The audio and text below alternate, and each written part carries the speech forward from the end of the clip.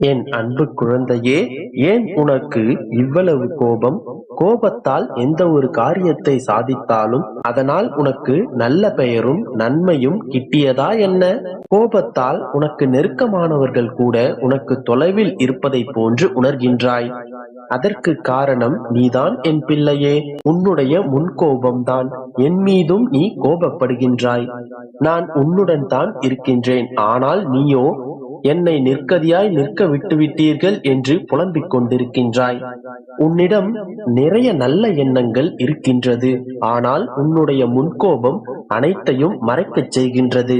எல்லோரிடத்திலும் தன்மையாக பேசு. கஷ்டங்கள் வலிகள் யாருக்குத்தான் இல்லை?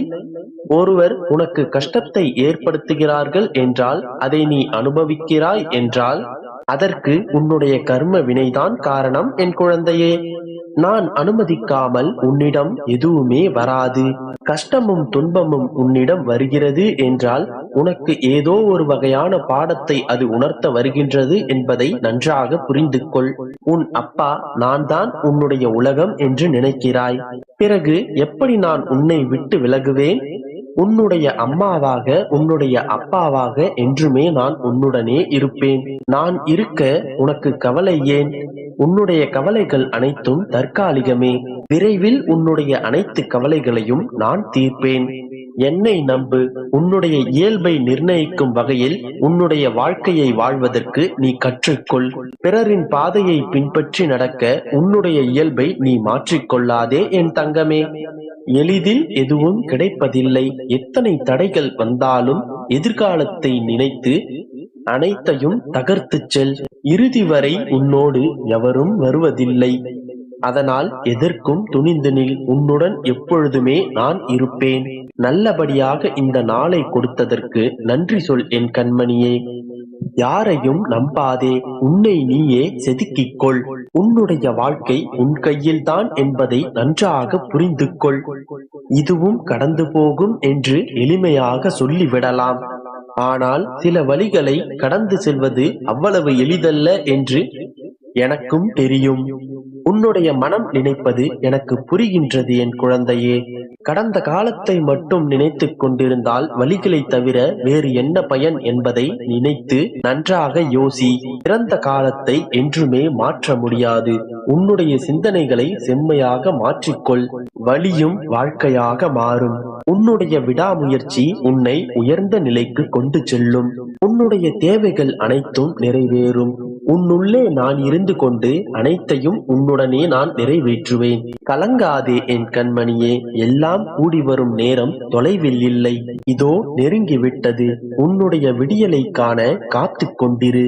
உனக்கான நேரம் வரும்போது உன்னுடையதை நிச்சயமாக உன்னிடம் ஒப்படைத்து விடுவேன். அதுவரை நீ சற்று பொறுமையாகத்தான் இருக்க வேண்டும். நம்பிக்கையோடு இரு. நல்லதே நடக்கும். என் அன்பு குழந்தையே, இன்று உன்னை தேடி உன் அப்பா வந்திருக்கிறேன். சின்ன சின்ன விஷயங்களுக்கெல்லாம் பயப்படுகிறாய். இது தவறோ, இது பாவமோ, நான் துரோகம் செய்து விட்டேனோ? மனதளவில் தவறு செய்தேனே தவிர மற்றபடி தவறுகளில் ஈடுபடவில்லை. ஆனாலும் தண்டித்து விடுவீர்களா என்று புலம்பிக் கொண்டிருக்கிறாய். உன் புலம்பலை கேட்டேன். உன்னை என் வலது கண்ணாக நான் வைத்து பாதுகாத்து கொண்டிருக்கிறேன்.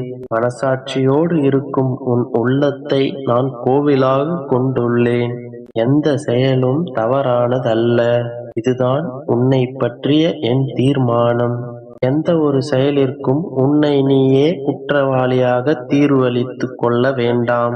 செய்வது அனைத்தும் எனக்கும் தெரிந்துதான் நடக்கிறது.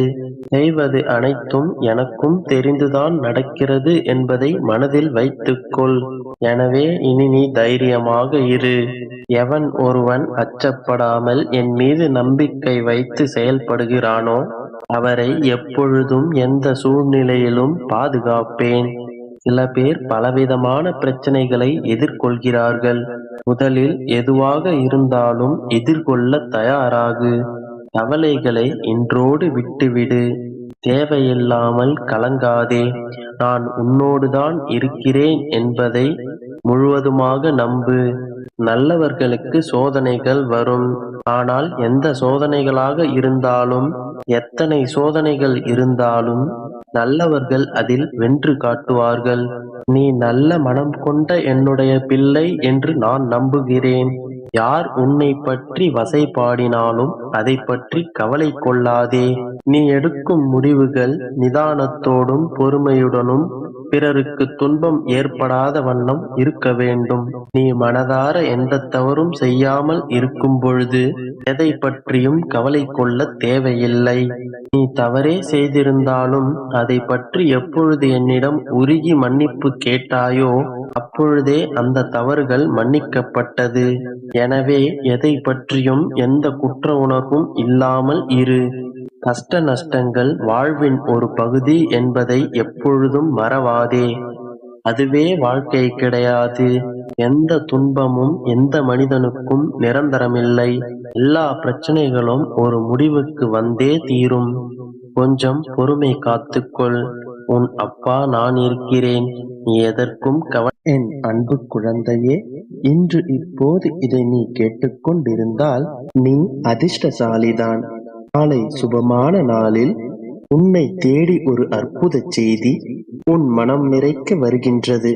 நாளை விடியலின் போதே அந்த செய்தியை நீ கேட்டுவிட்டு மன நிறைவுடன் சந்தோஷமாகவே எழுவாய். அந்த செய்தியை கேட்டவுடன் உன் மனதில் ஒரு புது நம்பிக்கை பிறக்கும். உன் வேண்டுதல் நிறைவேறி விட்டதாகவே நீ உணர்வாய். உன் வேண்டுதல் பூரணமாக நிறைவேறிவிட்டால் எத்தனை மனமகிழ்ச்சியை அடைவாயோ அதை நாளை காலையில் நிச்சயம் நீ உணரத்தான் போகிறாய். உன் எதிர்கால சந்தோஷத்திற்கு நாளை விடியல் ஒரு முன்னோட்டமாக அமையும். முழுமையாக இதை புரிந்து கொள்ள வேண்டுமென்றால் இப்போதே இதை முழுமையாக கேட்டுவிட்டு நாளை விடியல் வரை காத்திரு. வாழ்வில் ஏற்றமும் இரக்கமும் நடந்து கொண்டேதான் இருக்கின்றது என வருத்தப்படாதே. முதலில் ஒன்றை நன்றாக புரிந்து கொள். வாழ்வில் நிலையானது என்று ஒன்றுமே இல்லை. இப்போதெல்லாம் நீ ஒவ்வொரு நாள் விடியும் போதும் நல்ல செய்திகள் வரும். இன்று நிச்சயம் நல்லது நடக்கும் என்று நம்பிக்கையோடே எழுகின்றாய். உன் பிரச்சனைகளை தீர்க்க யாரையேனும் இன்று சந்தித்து விடுவோமா? அவர்கள் மூலம் ஒரு நிரந்தர தீர்வு கிடைத்து விடாதா என்று ஏக்கத்துடனே பயணிக்கின்றாய். நிலையான ஒரு தீர்வை கண்டுபிடிக்க சில படிகளில் நீ எதிர்பார்ப்புடன் ஏறி போவாய். உன் எதிர்பார்ப்பு உனக்கு கிடைக்கவில்லை என்றால் அதே படியில் இறங்கி வருகின்றாய். மறுபடியும் இதையே தான் செய்கின்றாய். உனக்கென்று ஒரு நிரந்தர தீர்வு கிடைக்கும் வரை நீ போராடிக் கொண்டுதான் இருக்கின்றாய். நீ கண்ட வலிகளும் துன்பங்களும் அலைச்சலும் நான் அறிந்து கொண்டுதான் இருக்கின்றேன். ஆனால் இவை அனைத்தும் வீணாக மட்டும் போய்விடாது. கவலை கொள்ளாதே என் செல்லமே. இனி உனக்கு மாறுதலான சூழ்நிலைகளை கொடுக்கப் போகின்றேன். உன் பிரச்சனைகளுக்கான நிரந்தர தீர்வினை காணும் வழிகளையும் உனக்கு காண்பிக்கப் போகின்றேன். வழிகளை காண்பிக்கும் நான் அதில் உன்னை வெற்றி பெற செய்ய மாட்டேனா? உன் அப்பாவை என்னை பற்றி நீ புரிந்து கொண்டது இவ்வளவுதானா? நிச்சயம் உன்னை நல்வழிப்படுத்தி உன் கவனத்தை உன் தீர்வை நோக்கி திருப்பி வெற்றி பெற செய்வேன். நன்றாக ஞாபகம் வைத்துக்கொள். ஒன்று உன்னிடத்தில் நடக்கவில்லை என்றால் அதைவிட உயர்ந்த மேலான விஷயங்கள் உனக்கு நடக்கப் போகின்றது என்று அர்த்தம். ஒரு முறை உன் அப்பாவிடம் ஒரு கோரிக்கையை வைத்து விட்டாயானால் அதை நீ மறந்து விடலாம். நான் அந்த கோரிக்கைகளுக்கு பின்னால் ஓடிக்கொண்டிருப்பேன். அதை உனக்கு நிறைவேற்றிக் கொடுப்பதற்கான வழிகளை கண்டுபிடித்து கொடுப்பேன். உன் கவலைகள் அனைத்தையும் மறந்து நிம்மதி